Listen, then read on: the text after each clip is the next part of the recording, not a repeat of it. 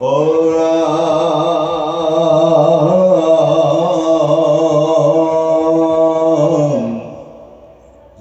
জয় কৃষ্ণ জয়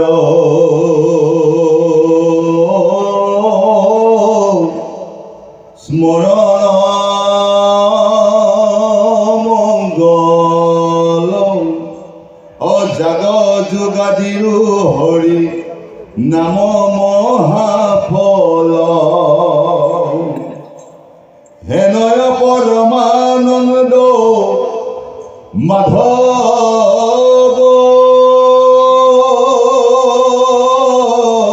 কনিত কুমরিও নর নিরম তরে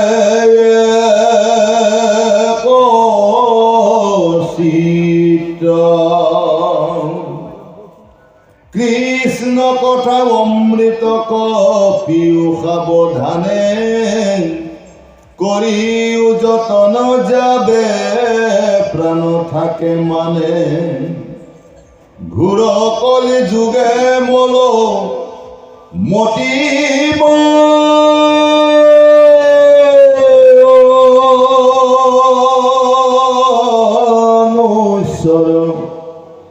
নাহিয়ান ধর্ম হরি কীর্তন পর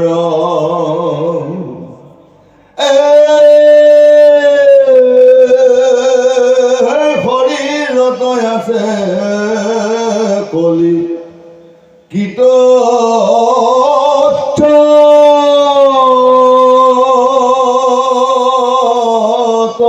দুঃখ গুসুক প্রথমে করা হরি হরি ঘোষ কৃষ্ণর চরণে কৰি অশেষ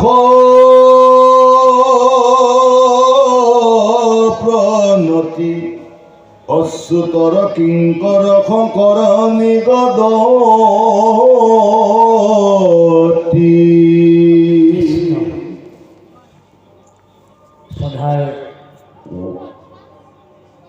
সাধুসকল আৰু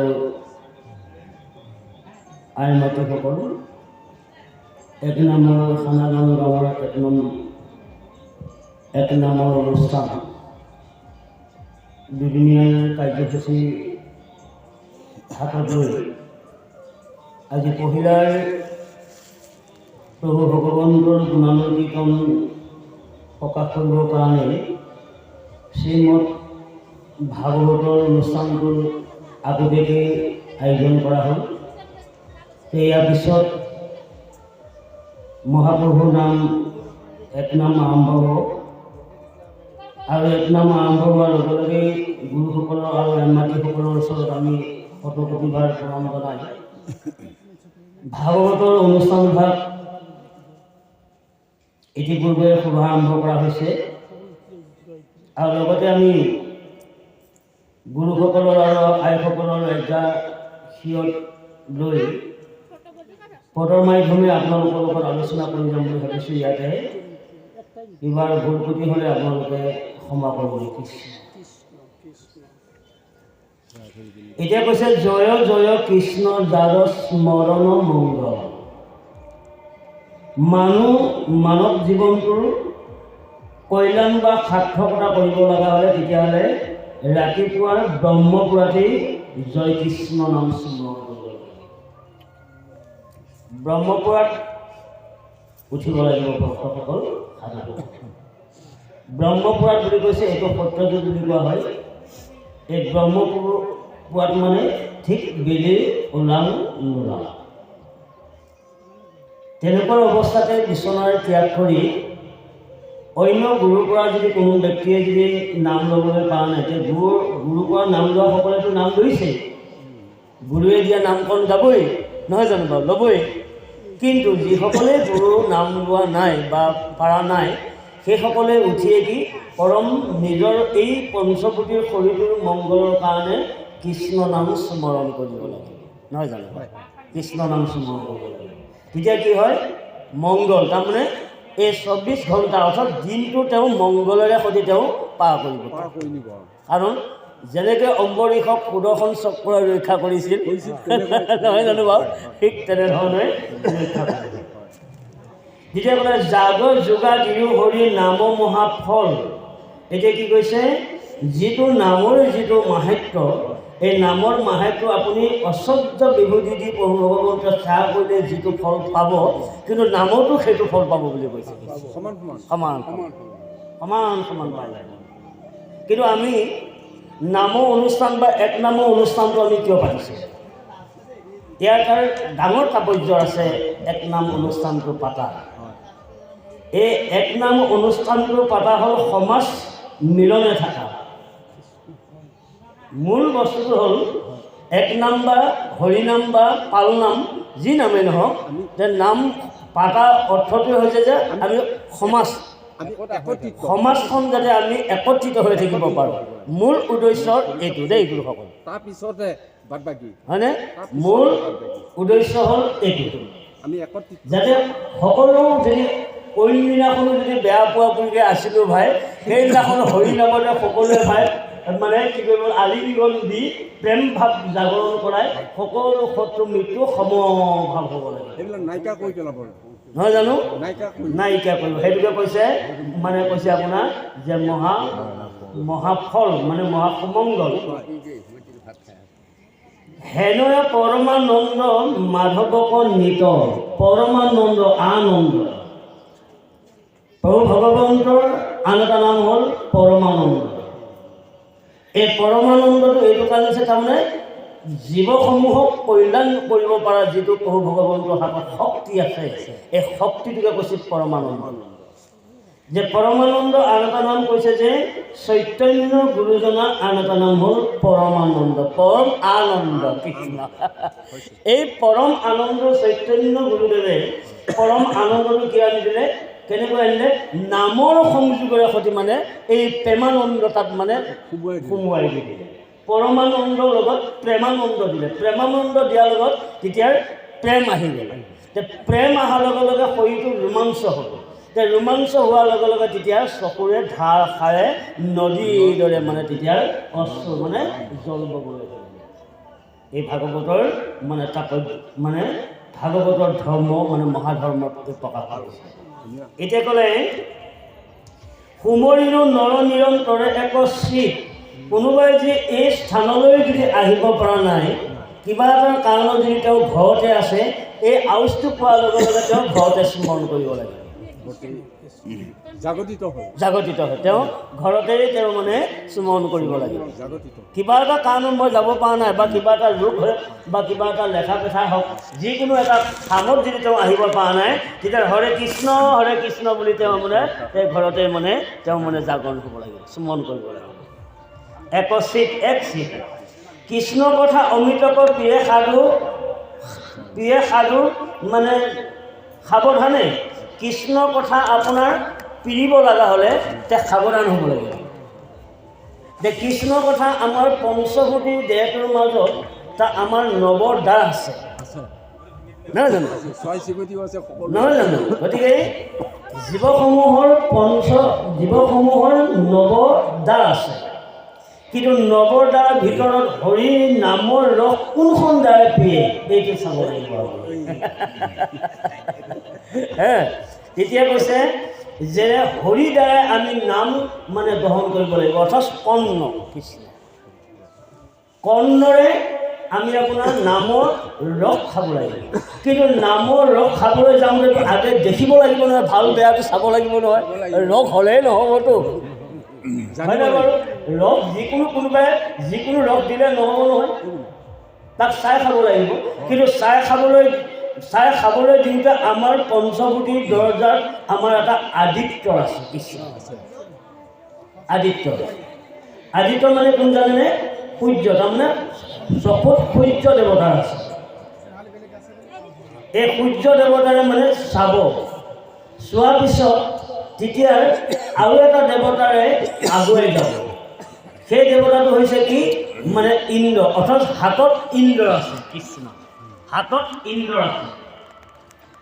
কৰ্ণৰ দিকপাল অমিত প্ৰাণ কৰিছে আৰু দেখা চাহটোক তেতিয়া কি কৰিছে চকুৰে চাইছে আৰু সেই যদি ফলহাৰী যদি অমিত হয় তেতিয়াহ'লে স্পৰ্শ কৰি তেতিয়া তেওঁ পৰম আত্মা প্ৰভু ভগৱন্তক জয় কৃষ্ণ বুলি আপোনাৰ জয় প্ৰেমানন্দে বুলি আপোনাৰ ৰাধে ৰাধে বুলি আপুনি সেই মহা ঔষধ জয়ধ্বনি মহা ঔষধ কি ঔষধ তাৰমানে ভগৱন্তৰ ওচৰত অৰ্পণ কৰা নিবেদন কৰা সেই মানে ফল সেই ফলটো যেতিয়া আমি মহা ঔষধ হিচাপে তাক আমি গ্ৰহণ কৰিব লাগিব যদি মহা ঔষধ হিচাপে যদি গ্ৰহণ কৰা যায় তেতিয়াহ'লে হৰে কৃষ্ণৰ ভক্তসকলৰ কোনো বেমাৰে তাক আক্ৰমণ কৰিব নোৱাৰে এইটো সিদ্ধান্ত সেইকেইটা শেষলৈ আহিছোঁ বাৰু এতিয়া কৰে ঘূৰ কলি যুগে মল মতি মনুষ্যৰ এইটো হ'ল কলি যুগ এই কলি যুগত ঘূৰ মলমতি হৈছে কাৰণ এই ঘূৰ মলমতিটো এইটো হৈছে কিন্তু ঘূৰ মলমতিটো কিন্তু শৰীৰত লাগি নাথাকে এই কলি যুগৰ মলটো ক'ত লাগি থাকে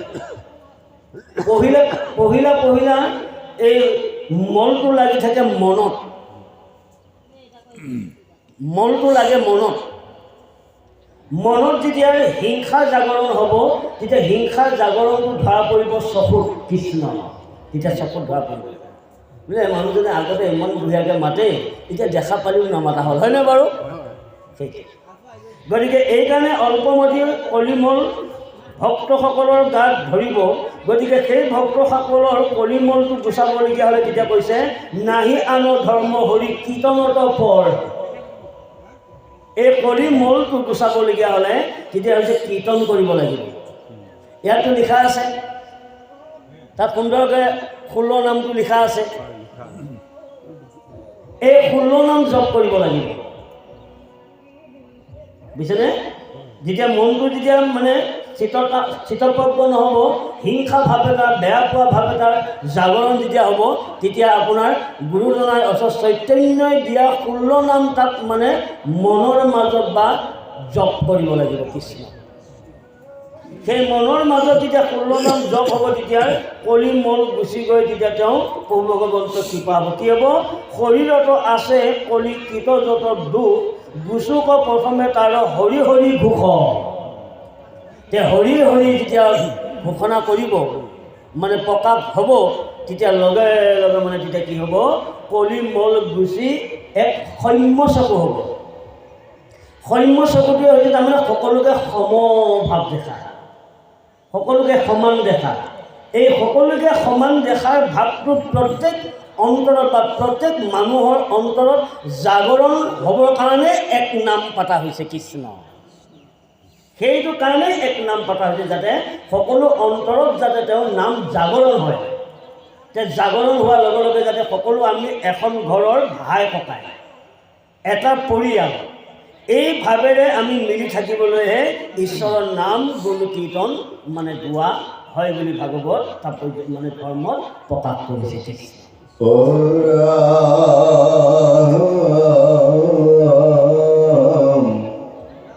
দ্বিতীয় স্কন্ধৰ কথা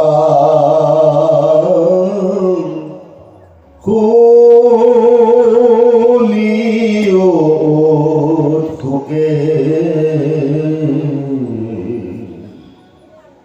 নিপতিৰ শ্ৰম পাছে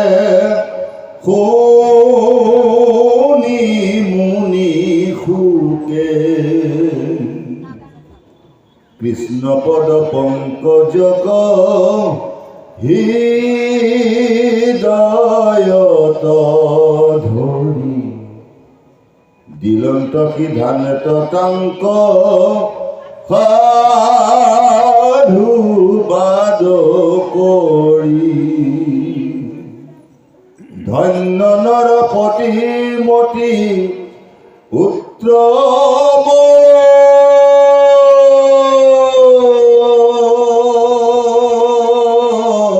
তোমাৰো পুচিলা যিটো কথা সংসাৰতে সাৰো অইৰা মুখ্যৰ সাধন ইটো জগত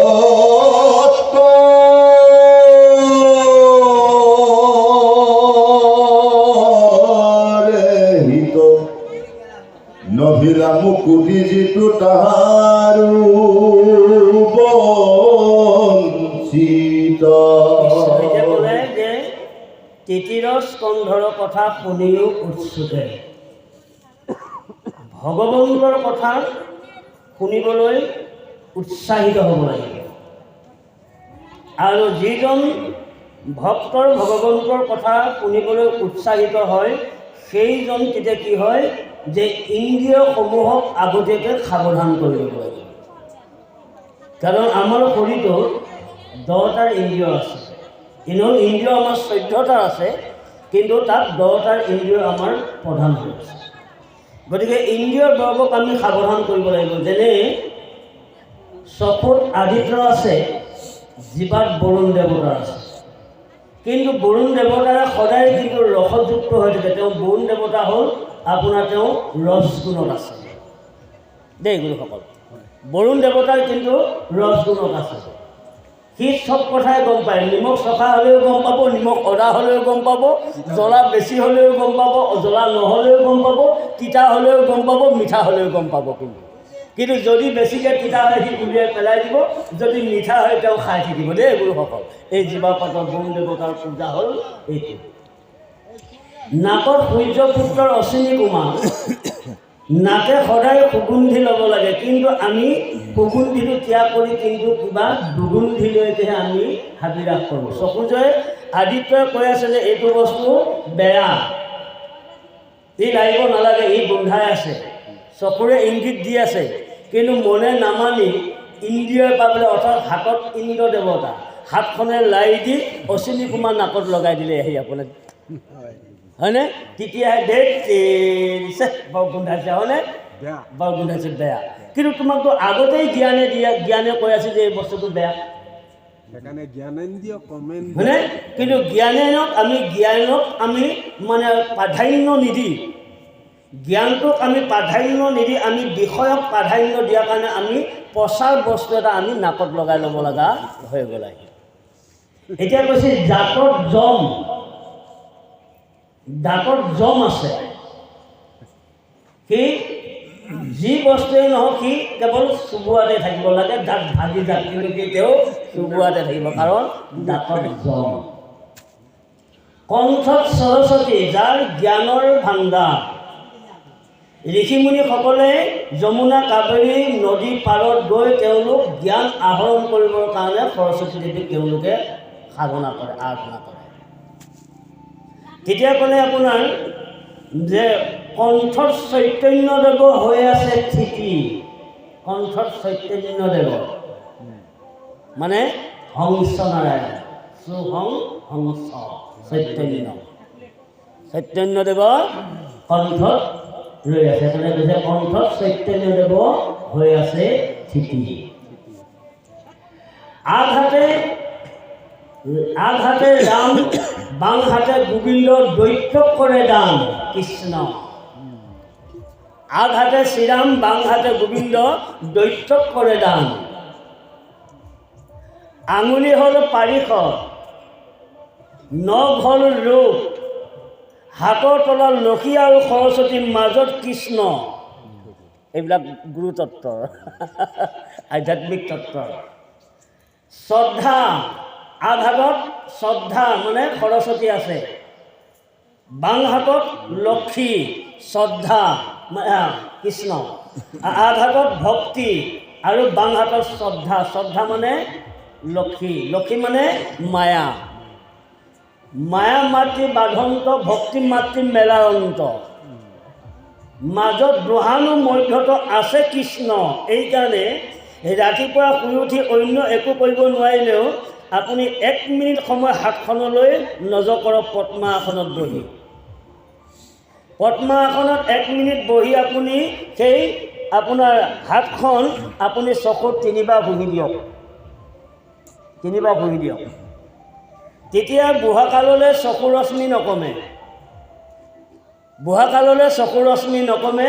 আৰু গোবিন্দ প্ৰেমানন্দ নাম আপুনি মুখত আপুনি অথচ এই সপ্ত দৰ্জা, এই সপ্তৰ দৰ্জাত আপুনি তেওঁক ৰখীয়া কৰি দি দিলে। ভগৱন্তক সপ্ত দৰজাত আপুনি ৰখীয়া কৰি দিলে। কেই দৰজা হ'ল যে 1 2 3 4 5 6 7 কৃষ্ণ।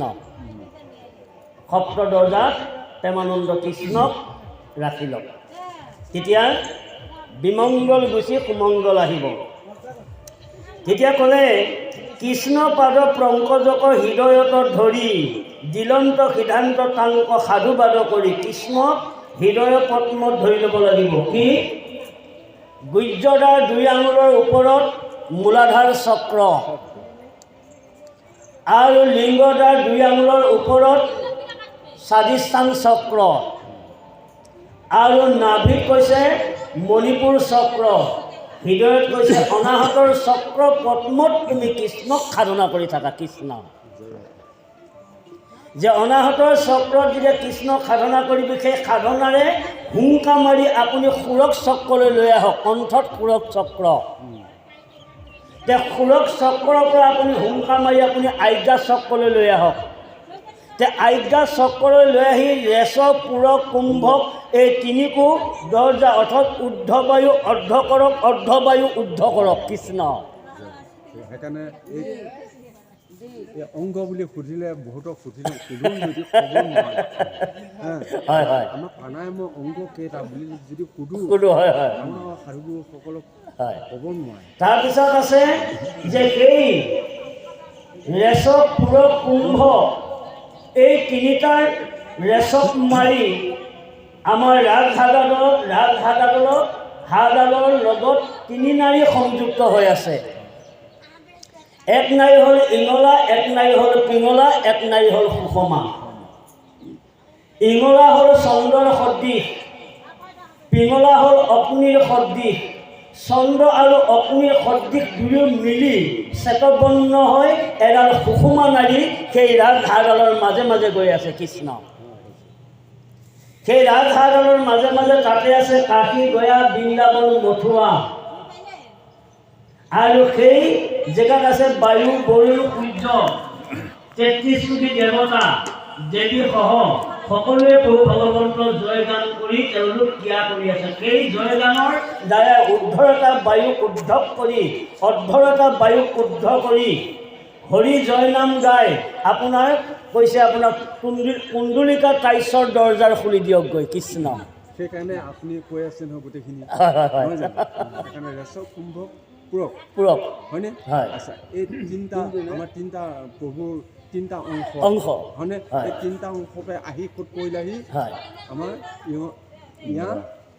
ইঙলা পিঙলা সুষমাত পৰিলে এই 3খন নদীৰ লগত তুলনা কৰিলে। তাৰপিছত যেতিয়া আপুনি কুণ্ডলিকা কাইশ্বৰ দৰ্জা খুলিবলৈ যাওঁতে আপুনি প্ৰণৱ মন্ত্ৰ জপ কৰিব লাগিব। কৃষ্ণ প্ৰণৱ মন্ত্ৰ জপ কৰিব লাগিব।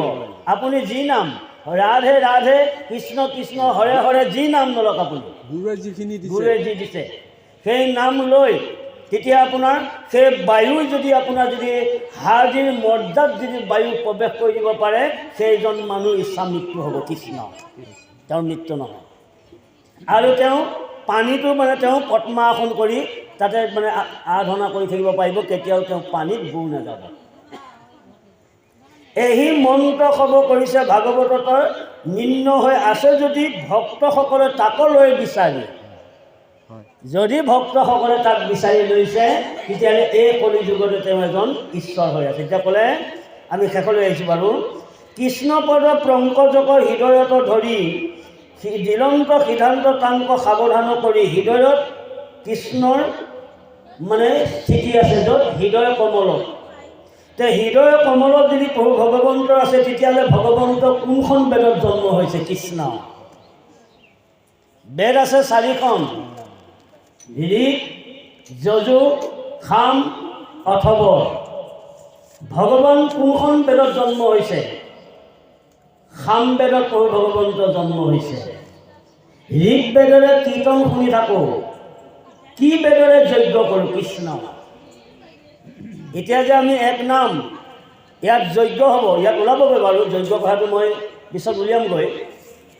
ইয়াত যজ্ঞ হ'ব, এতিয়া আমি কোনখন বেগ লৈ আমি যজ্ঞ কৰি আছোঁ এই কথাটো জানিব লাগিব। কোনোবা এজন যদি ভকতে সোধে যে আপোনালোকে এক নাম অনুষ্ঠান আপোনালোকে 16 প্ৰহৰ কৰিছে, যে 16 প্ৰহৰ এক নাম অনুষ্ঠান পাতিছে, কিন্তু কোনখন বেদৰ পৰা আপোনালোকে এক নাম অনুষ্ঠান পাতিছে, যজ্ঞ কৰিছে, কি ক'ব?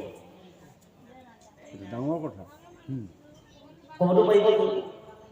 গতিকে বাৰু হ'ব, গতিকে আমি উল্লেখ কৰিম বাৰু। গতিকে এই কথাখিনি আমাৰ সুন্দৰভাৱে উল্লেখ আহিছে আমাৰ পাঠক পঢ়ুৱাই, আকৌ আমি পিছৰ পদলৈ গৈ থাকিম। আপোনাৰ ঋগ্বেদ হ'ল হৰিনামৰ এক মূলধাৰ, আৰু সামবেদ হ'ল প্ৰভু ভগৱন্তৰ জন্ম, য'ত গীতাত আপোনালোকে পাইছে, নাই জানো পোৱা? গীতাত পাইছে। আৰু অথৰ্ববেদ হ'ল সিদ্ধান্ত, সভাসদৰ এক আশা, সভাসদৰ এক আশা। তেতিয়াহ'লে আমি যজ্ঞ ভাগ কৰিছোঁ যজুবেদৰ, কৃষ্ণ। আমি যি অনুষ্ঠান কৰোঁ, আমি বামুণীয়া সমাজে যি অনুষ্ঠান কৰোঁ, এই অনুষ্ঠানটো হ'ল যজুবেদ, কৃষ্ণ। বামুণীয়া সমাজে হয়, যজুবেদত আমি সকলোৱে মানে আমি সেই যজুবেদৰ কৰ্মখিনি কৰি গৈ আছে দেই প্ৰভুসকল। এই তত্ত্বৰ আহিছে যে আমি যজুবেদৰ অৰ্থৰে তাৰমানে যজুবেদ হ'ল যজ্ঞ। যজ্ঞ হ'ল 5টা। দেৱযজ্ঞ, আজি আপোনালোকে দেৱযজ্ঞ কৰিব। দেৱযজ্ঞৰ পিছত আপোনাৰ ব্ৰহ্মযজ্ঞ, আপোনালোকে ব্ৰহ্মযজ্ঞ কৰিব। ৰাতিপুৱা হয়তো গধূলা সময়ত আপোনালোকে ব্ৰহ্মযজ্ঞ কৰিব। এতিয়া ব্ৰহ্মযজ্ঞৰ পিছত কি? দেৱযজ্ঞ, ভাগৱত, কৃষ্ণ, এইটো হ'ল দেৱযজ্ঞ। দেৱযজ্ঞৰ পিছত তেতিয়া কি আহিছে? নামযজ্ঞ, নামযজ্ঞ কৰিব। তে নামযজ্ঞৰ পিছত তেতিয়া কি আহিছে? অনযজ্ঞ, কৃষ্ণ, অনযজ্ঞ। তে অনযজ্ঞৰ পিছত তেতিয়া কি আহিব? অতিথি বিৰাজ যজ্ঞ, কৃষ্ণ, পঞ্চযজ্ঞ, সিদ্ধান্ত। গোটেইকেইটাৰ ইয়াত মানে সামৰি থৈ দিছে যজ্ঞ ভাগত। হৈছেনে বাৰু গুৰুসকল? নাহি জ্ঞান যাৰ জাতি,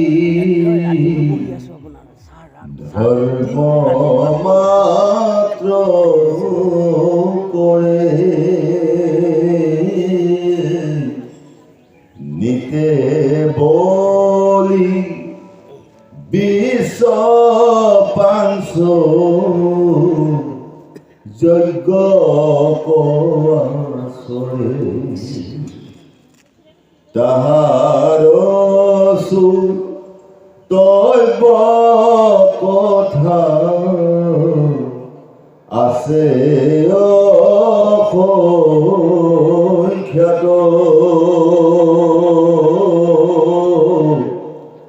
হৰি বিমোহৰ হুয়ে বৃথে আয়ু পাত, এ হৰিয়ে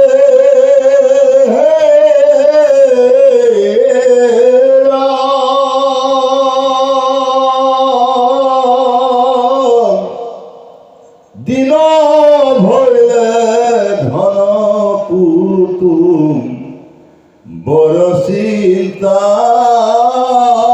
কৰে,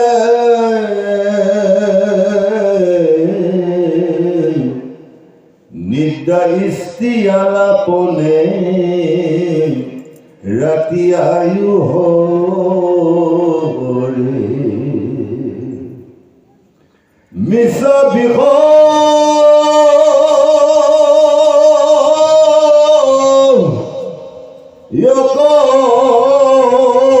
মাত্ৰ কৰে অভিলাষ, অহেতুনে দেখে নৰে আপোন বিনা। আৰু এটা প্ৰশ্ন শুকদেৱ কৰিছে, ধন্য নৰপতি তুমি উত্তম তোমাৰ, কুচিলাহা যিটো কথা সংসাৰতে খা। পৰীক্ষিতে এই যজ্ঞ বিষয়ে আকৌ প্ৰশ্ন কৰিছে, তেতিয়া গুৰুজনাই উত্তৰ দিবলৈ বিচাৰিছে, মুখ্যটো সাধনৰ ইটো জগতৰ হিত, লভিলা মুকুতি সিটো তাহাৰো বাঞ্ছিত। তুমি জগতৰ কল্যাণৰ কাৰণে তুমি যিটো মোক প্ৰশ্ন কৰিছা, এই প্ৰশ্ন মই তোমাক উত্তৰ দিম। তুমি কেৱল কৃষ্ণ ধৈৰ্য ধৰি তুমি শুনি যোৱা। বিলাক কওকচোন গুৰুদেৱ। নাহি জ্ঞান যাৰ জাতি ধৰ্ম মাত্ৰ কৰে, নিতে বলি বিশ্ব পাঞ্চ যজ্ঞক আশ্ৰয়। আমি ইয়াত জাতি কেইটা আছে, এইটো যদি আমি বিশ্লেষণ কৰোঁ তেতিয়াহ'লে আমাৰ এক প্ৰকাৰে জাতি আমাৰ দুটা, আৰু যদি আমি বিশ্লেষণ কৰি চাওঁ আমাৰ জাতি হ'ল চাৰিটা। কিন্তু চাৰিটাৰ জাতি পিতৃ কোন? ঈশ্বৰ। ব্ৰাহ্মণ, ক্ষত্ৰিয়, শূদ্ৰ, বৈশ্য, এই চাৰি জাতি পিতৃ কৃষ্ণহে ঈশ্বৰ। এই চাৰিটাৰ জাতিৰ পিতৃ হ'ল ঈশ্বৰ। গতিকে ঈশ্বৰক আমি কি যজ্ঞ দিব লাগে? ঈশ্বৰক আমি যিখিনি কৰি গ'লোঁ এইখিনি হ'ল ঈশ্বৰ যজ্ঞ। কিন্তু বিষয়ত সম্বন্ধ ঘটাই লোভক আগুৱাই বা লোভটোক সামৰিব নোৱাৰা যজ্ঞ কথাটো মই তোমাক কওঁ, শুনাচোন বোলে। কওকচোন। নিতে বলি বিশ্ব,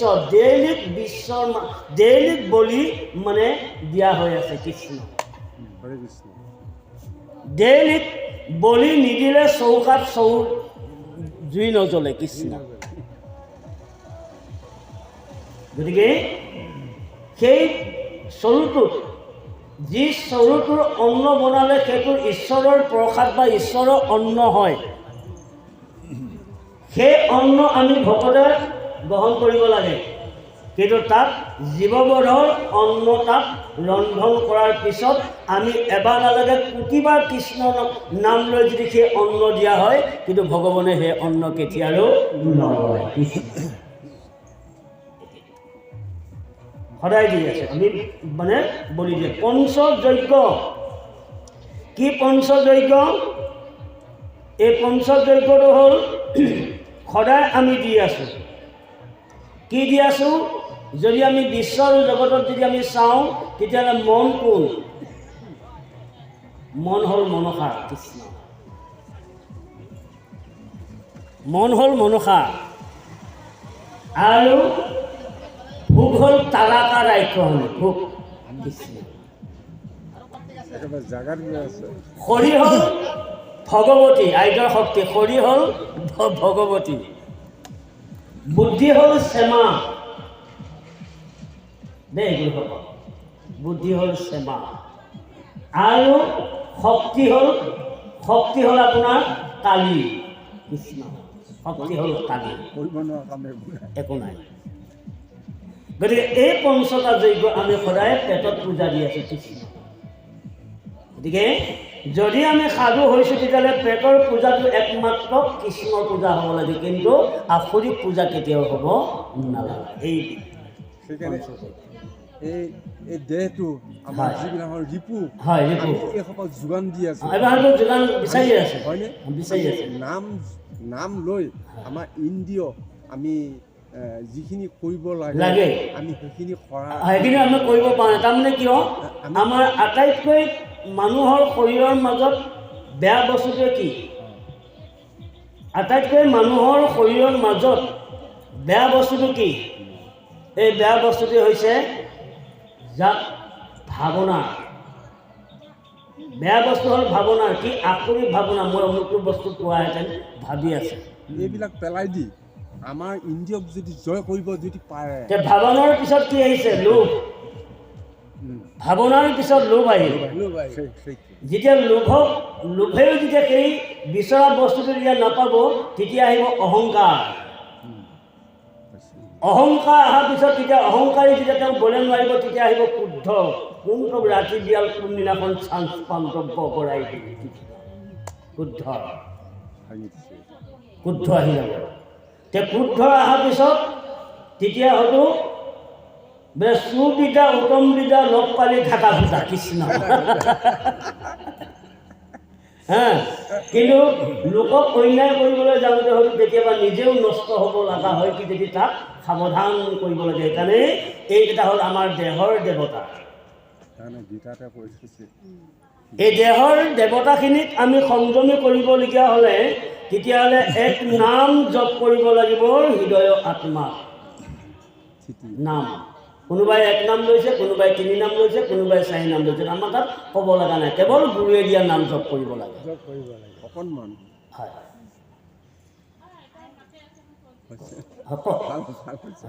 গতিকে সেইকাৰণে নাম চাৰা কোনো পন্থী তৰিব নোৱাৰে। ভোগ দিছে আমাক, আমাৰ মাতৃ কেইগৰাকী? মাতৃ হ'ল আমাৰ 2গৰাকী, প্ৰত্যেকৰে 2গৰাকী।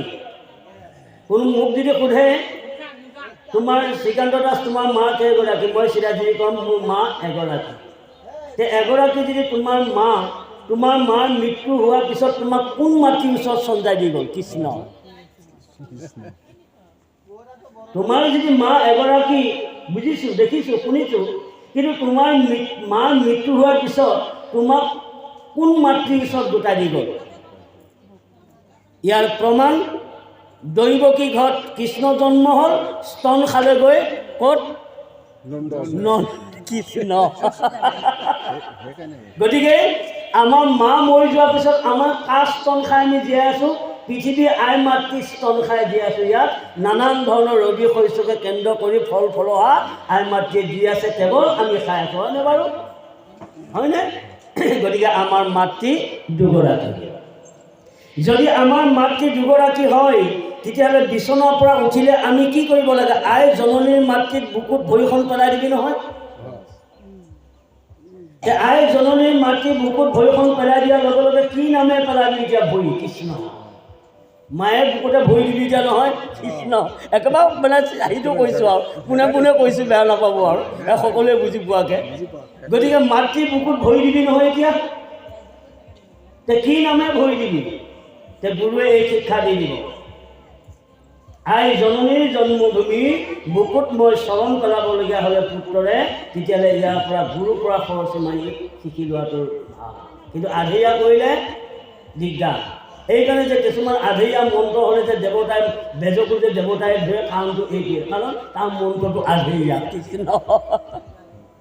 গতিকে সম্পূৰ্ণ কৰি ল'ব লাগে, তেতিয়া কোনো ব্যাঘাত নজন্মে। বাৰু আমি পিছৰ কৰিবলৈ আহিছোঁ। কৃষ্ণ।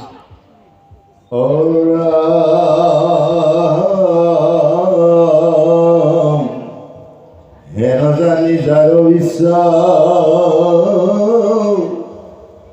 মুখ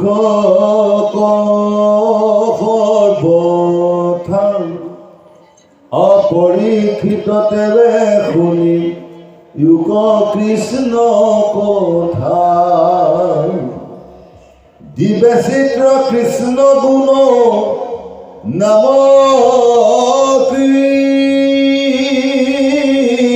কীৰ্তনত কৃষ্ণৰে সে পাদ পদ্ম স্মৰিবে মনত। অয় ৰাম নাৰায়ণ স্মৰণ লেখে পৰম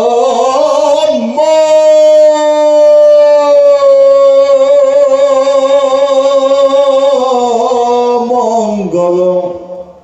এহি মানে জীৱনৰ জন্মৰ ফল। অনন্তকালে হৰি স্মৰে যিটো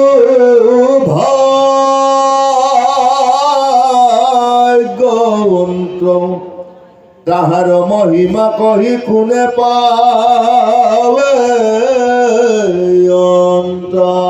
এতিয়া গুৰুসকল ক'লে নিচা বিষয়ক মাত্ৰ কৰে অভিলাষ। যিটো বিষয়ত মুজি থাকিলে তাৰ পৰা সন্মান নাহে, তাৰ পৰা ভক্তি নাহে, সেই বিষয়টোকে সদায় চিন্তা কৰি থাকোঁ। কাৰ লগত? বোলে যে নিদ্ৰা ইষ্টি আলাপে ৰাতি আয়ু হৰে। কাৰণ তিনিটাৰ লগত আলোচনা কৰি থাকোঁ, ক'ত ধন পাম, ক'ত হাজিৰা কৰিলে দুটকা পাম, কি কৰিলে ধন আহিব, এই কথাটো সেই নিজৰ পত্নীৰ লগত কিন্তু আলোচনা কৰা যায়। কিন্তু আলোচনা মৰমে কিন্তু পুৰুষজনে বহুত ধন উপাৰ্জন কৰে। যেনে আজুৰিয়ে ফুৰে, 10টা আঙুলি আজুৰিয়ে ফুৰে ধন আনি নিজৰ পত্নীৰ হাতত দিলে, কিন্তু পত্নীয়ে সেই ধনটো সামৰি ৰাখিব নোৱাৰাৰ কাৰণে পুৰুষৰ যন্ত্ৰণাটোৰ ব্যাকুল হৈ পৰে। এইকাৰণেই পত্নীসকল এগৰাকী পত্নীসকল লক্ষী স্বৰূপা হ'ব লাগিব। যে পুৰুষে ইমান কষ্ট কৰি অনা ধনখিনি যেনি তেনি খৰচ কৰিব নালাগে, তাক হিচাপ কৰি যদি খৰচ কৰে তেতিয়াহ'লে সেই আইসকলে তেতিয়াহ'লে পুৰুষজনৰ পৰিশ্ৰমটো কমিল আৰু ঘৰখনো উন্নতি দিশলৈ আহিব। আৰু যদি পুৰুষে যদি আপোনাৰ ধনবিলাক যদি গতাই আনে, দিনে ৰাতিয়ে চিন্তা চৰ্চা কৰি যদি প্ৰকৃতিগৰাকী যদি খালে ফুটা হয়, তেতিয়াহ'লে ধন ৰ'বনে বাৰু গুৰুসকল?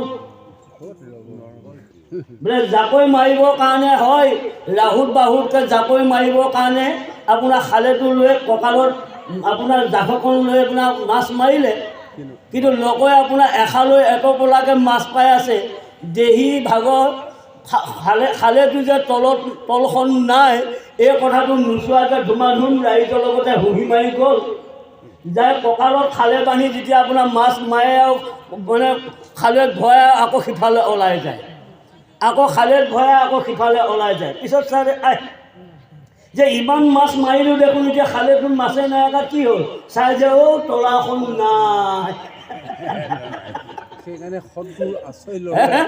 সদগুৰু যদি আশ্ৰয় লয় তেতিয়াহ'লে তলাখন যদিও ফুটা ওলাইছে বাতি দিব, বাতি দিব। গতিকে এইকাৰণে এতিয়া কৈছে মিছা তিৰোতাৰ আলাপ, এতিয়া নামে সাধে যাৰ যেন মত অভিলাষ, জীৱা মূৰ্খ চাহে বৈকুণ্ঠৰ জন্ত বাস। গতিকে যিজনেই সমস্ত বিষয় বাসনাবোৰ ত্যাগ দি কেৱল কৰ্মৰ মাজেৰে ঈশ্বৰক সাধনা কৰিব পৰা, সেইজনে তেওঁ পাৰ্থিৱৰ জগতত তেওঁ কষ্ট কৰি আনন্দকে খাই বৈ আকৌ পুনৰ অন্তিম কৃষ্ণ নাম লৈ তেওঁ বৈকুণ্ঠলৈ যাত্ৰা আৰম্ভ কৰিছে। কোনে? জীৱসমূহে। এই কথা ভাগৱতে সুন্দৰভাৱে আমাক বিশ্লেষণ কৰিছে। কৃষ্ণ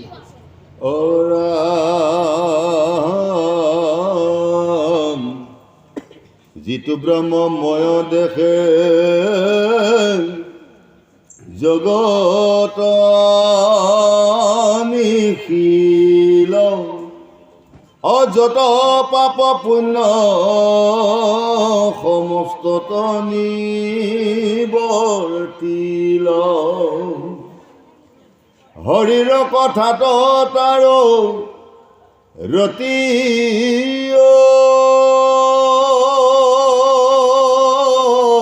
বিশ্ৰাম, সদায় মুখত নেৰৈ ৰাম কৃষ্ণ নাম। বুলিবা অপূৰ্ব কিনো কহিল,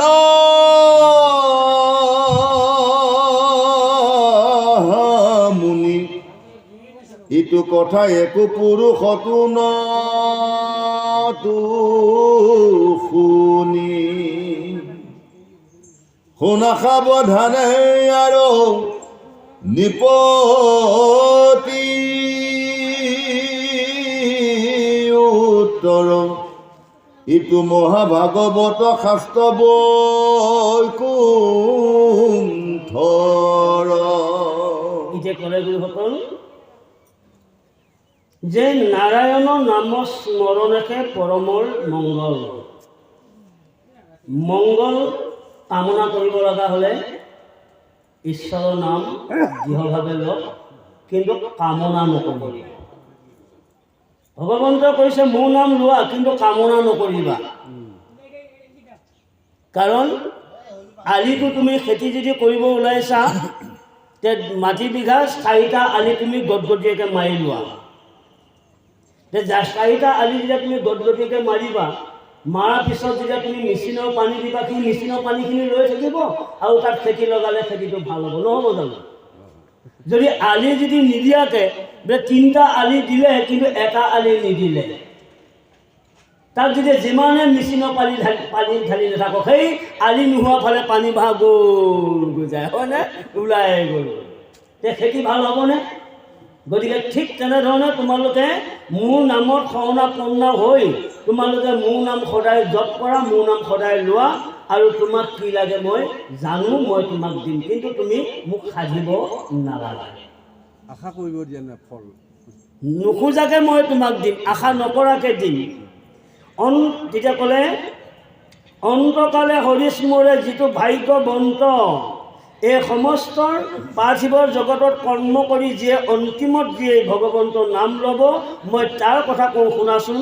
তাহাৰো মহিমা কহি কোনে পাৱে অন্ত। কোনোবা মানুহে আয়ো গোপাও কৰি কৰি মৰি আছে, তাই আকৌ কোনোবাই আকৌ হৰে কৃষ্ণ ৰাধে ৰাধে ৰাধে ৰাধে কৰি গুচি গ'ল। কোনোবাই আকৌ আটা পাৰি পাৰি মৃত্যু হৈ আছে। গতিকে এইকাৰণে এতিয়া ক'লে, শেষত আহিছে যেতিয়া কৈছে গুৰুসকল যে যিটো ব্ৰহ্মময় দেখে জগতৰ ঈশ্বৰ, কাৰণ ভগৱন্তৰ ভক্তি নাৰায়ণৰ হৃদয়ত নাম জপ কৰিব লগা হ'লে তেতিয়াহ'লে সমস্ত প্ৰাণীক ব্ৰহ্মময় দেখিব লাগিব। সমস্ত ভূততে আচুময় হৰি, সবাকো দেখিবা তুমি বিষ্ণু বুদ্ধি কৰি। সকলো প্ৰাণীক তুমি বিষ্ণু বুদ্ধি যদি তোমাৰ আহিছে তেতিয়াহ'লে কল্যাণ হ'ব। যত পাপ পুণ্য সমস্তকে নিব তিল, হৰি কথাটো তাৰ ৰতি অবিশ্ৰাম। যিজনে চাৰিমুখী জীৱক ঈশ্বৰৰ দৰে দৰ্শন কৰিব পাৰিলে সদায় তাত ঈশ্বৰৰ নাম ৰতি থাকিব। শেষত আহিলোঁ, তেতিয়া ক'লে গুৰুসকল বাপ সমস্ত সদায় মুখত নেৰৈ ৰাম কৃষ্ণ নাম, সদায় তেওঁ ৰাম কৃষ্ণ নাম আৰু তেওঁ মুখত নেৰে। এইটো মহাভাগৱতৰ শাস্ত্ৰ ক'লে শুনা সাৱধানে তাৰ নিপতি উত্তৰ, এইটো মহাভাগৱত শাস্ত্ৰ বৈকুণ্ঠৰ। ই বৈকুণ্ঠৰ শাস্ত্ৰ, ই না পাতালৰ, না স্বৰ্গ, না ব্ৰহ্মলোক, না ইন্দ্ৰলোক। ই কেৱল ই হ'ল বৈকুণ্ঠৰ শাস্ত্ৰ। সেইকাৰণে ক'লে সাৰত অমিতময় কেৱলে আনন্দ ৰস, আছিল পূৰ্বত বৈকুণ্ঠত কৃষ্ণৰ কৃপাত যেতে অধেক বয়স গহিলে, পাইলা ব্ৰহ্মা পদক মলত। গতিকে বৈকুণ্ঠ শাস্ত্ৰ ভাগ কি কৰিলে ভগৱান নাৰায়ণে দিলে ব্ৰহ্মাক, ব্ৰহ্মাই দিলে নাৰদক, নাৰদে দিলে ব্যাসক, ব্যাসে দিলে লোকক, মানে শুকক, শুকে দিলে লোকক। এই ভাগৱত শাস্ত্ৰভাগ আমি যে বৈকুণ্ঠলৈ বৈ অহা ভাগৱত শাস্ত্ৰভাগ দৃঢ়ভাৱে যদি যিয়ে শুনিব পাৰিছে, কৈছে মৰাকো জীয়াব পাৰে, মৰিয়ে আছে কিন্তু ভগৱন্তৰ নাম লোৱাৰ লগে লগে সি আকৌ জীয় ধৰিছিল। তাৰমানে পংগু লংঘয়তে গ্ৰীণ, যি বন্ধা নাৰীসকলে যদি সন্তানৰ মুখ দেখা নাই সেই সন্তানৰ মুখ দেখিব, আৰু সৰা পেমোৱা মানুহেও কৈছে পাহাৰ পৰ্বত বগাব পাৰিব। ভাগৱতৰ ইমান মাহাত্য বুলি কৈ থৈছে কৃষ্ণ। ৰামে আত্মহা ধৰ্ম একে নামে সে প্ৰখ্যাত, শ্ৰৱণ মাত্ৰকে কৰে কৃষ্ণ সাক্ষাৎ। পূজা নমস্কাৰ ধ্যান নমস্তে দুষ্কৰ, অ হৰি গুণ নাম ধৰ্ম মহাসুখ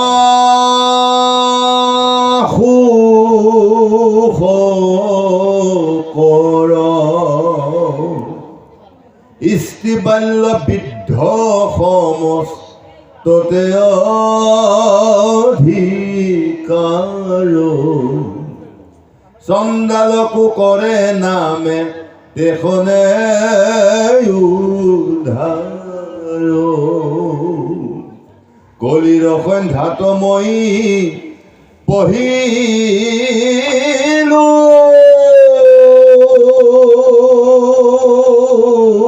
পিতৃত তুমি মহাবৈষ্ণৱত কৰিব বিদিত। আমি পূজা পাতল কৰোঁ, যদি তাত মন খোলসভাৱে যদি পূজা কৰা নহয়, তাতো আছে বিঘিনি বুলিছে কৃষ্ণ। মনটো খোলা হ'ব লাগিব, মন পবিত্ৰ হ'ব লাগিব, ঈশ্বৰক কায় মনো বাক্যে অৰ্পণ কৰিব লাগিব। যদি পূজা ভাগত পূজা দিবলৈ যাওঁতে যদি তাত যদি খেলি মেলি লাগিল, কিন্তু সেই পূজা তেতিয়াৰো কামত নাই। সেইকাৰণে তাক কৈছে পূজা ৰুটিয়ে কৈছে পূজা নমস্কাৰৰ ধ্যান সমস্তে দুষ্কৰ, অংগহীন হয়। গতিকে আৰু নালাগাকৈ সমিল মিল হৈ সুন্দৰভাৱে পূজা ভাগ দিলে ঈশ্বৰে ল'ব। হৰি নাম, হৰি গুণ নাম, ধৰ্ম জানা সুখকৰ। হৰি নাম ই হ'ল মহাধৰ্ম, ই সুখকৰ। তেতিয়া ক'লে চাণ্ডালো কৰে নামে তেখনে উদ্ধাৰ। গতিকে যদি কোনোবা চাণ্ডাল নামৰ ওচৰত আশ্ৰয় চাপা নাই, তেতিয়া কৈছে সিৰো কৈছে মোৰ নামে কৰে উদ্ধাৰ। সেইকাৰণে কৈছিল মোৰ নিজ ভকতৰ যদিও হয় যদি সি চাণ্ডাল মিন্ময় পূজাক কৰয়, মিন্ময় পূজাক কৰয়। অক্ষয় ব্ৰহ্মৰ জানি পুজিবেক অনুমানী, নমো কৃষ্ণ মন্ত্ৰক জপয়। তাত মই হওঁ তুষ্ট সমস্ত দৈৱক পাওঁ, বৈশ্য হৈয়া মুহুক সেৱয়। তুলসী পত্ৰৰ জলে মুহুক কিনিয়া নিলে, তাৰ সম এৰা এৰি নাই। তেওঁ বান্ধি পেলালে। গতিকে কুলচা হ'ব লাগিব মন, হয়নে বাৰু? কৈছোঁ কলি সন্ধ্যাত আহি পঢ়িলে পিতৃত, তুমি মহাবৈষ্ণৱ কহিলোঁ বিদিত। মহাবৈষ্ণৱ তাৰ ব্যাস এজন মহাধাৰ্মিক, তাৰ পুত্ৰ কোন? শুক। তাক ভাগৱত শুনাইছে উত্তৰাৰ পুত্ৰৰ অভিমন্যু শুক অথচ পৰীক্ষিত। পৰীক্ষিতক এই ভাগৱত শুনাইছে, কাৰণ ব্ৰহ্ম তেওঁ অভিশাপ পালে। কিন্তু এই পৃথিৱীত এটা এনেকুৱা কাম কৰিব লাগিব, যদি কোনোবা এজন মানুহ দুখী হৈ যদি হাজাৰজনৰ মানুহক যদি উপকাৰ কৰিব পাৰে, তেতিয়াহ'লে এজন মানুহক দুখী হোৱাত কোনো যোগ নাই, কোনো যোগ নাই। তাৰমানে এজন মানুহৰ লগত যদি মই তৰ্ক পেচাল লাগি কাজিয়া পেচাল লাগোঁতে যদি হাজাৰজনৰ মানুহৰ যদি উপকাৰ হয়, তেতিয়াহ'লে কাজিয়া কৰিবলৈ ভয় কৰিব নালাগে, কাৰণ হাজাৰ মানুহ উপকাৰ হয়। আজি পৰীক্ষিতে যদি শ্ৰমিক ঋষি গলত যদি মৰাশাপ আলাই নিদিলেহেঁতেন, অপৰাধ নকৰাহেঁতেন, ভাৰতবৰ্ষৰ হিন্দু সনাতন ধৰ্মৰ লোকসকলে শাস্ত্ৰ কি বস্তু নেজানিলে। আৰু গীতাও যদি হয়নে, যদি কৃষ্ণই অৰ্জুনে যদি নুসুধিলে হয়, আহিয়ে নপৰে এই শাস্ত্ৰ।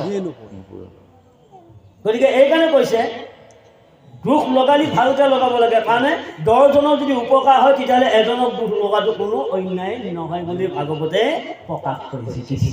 আমাৰ এয়া হেৰি কি কয়, আমাৰ ভাগিন এই নাতিটোৰ কথা ক'লোঁ বা ভোজনৰ মৃদুলৰ দেউতাক মোৰতে তেখেতে পাঠ চাই আছে।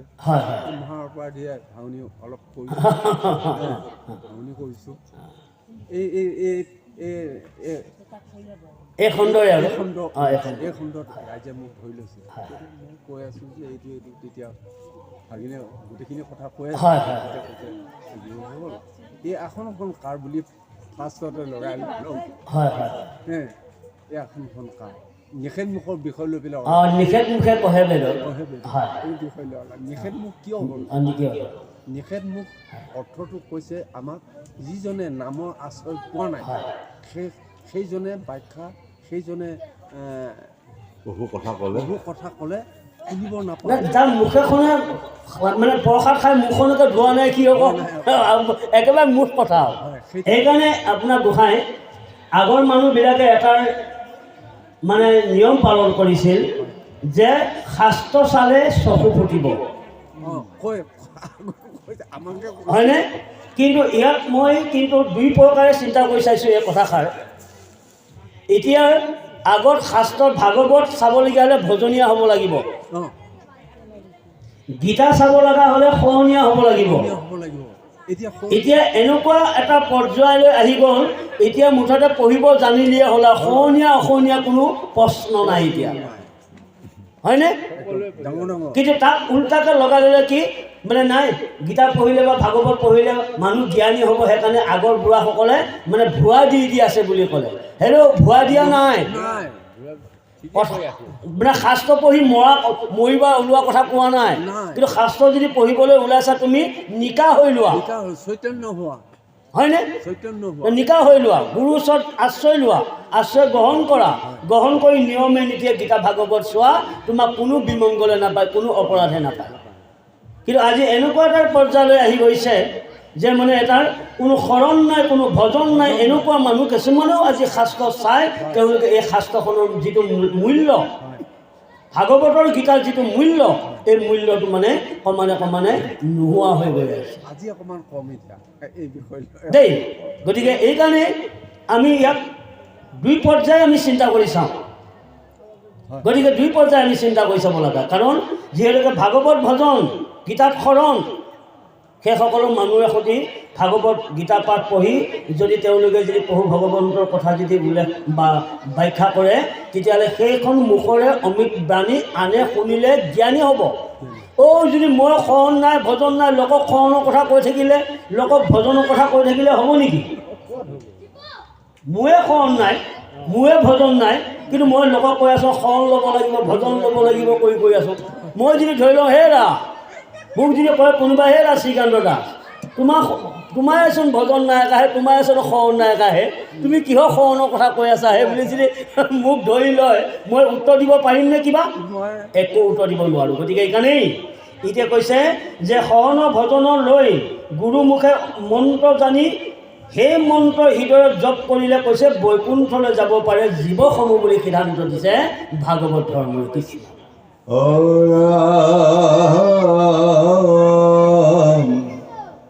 জ্ঞানৰো জানিবা হৰি নামে মুখ্য ফল, নাহিকে নামত পৰে পৰম মংগল, চাৰিও বেদৰ সাৰ এহি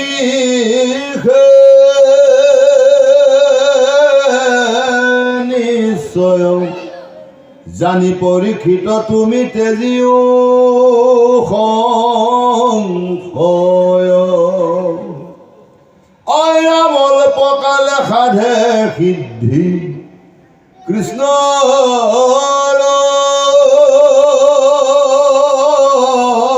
ভকতি, দুই দণ্ডে পাইলা গতি শতাংগ নিপতি, দানৱ গণক যিনি নিপতি পূৰ্বত, দেৱতাক ৰক্ষা কৰি আছিল স্বৰ্গত। হৰি নামে মহা মুখ্য ফল।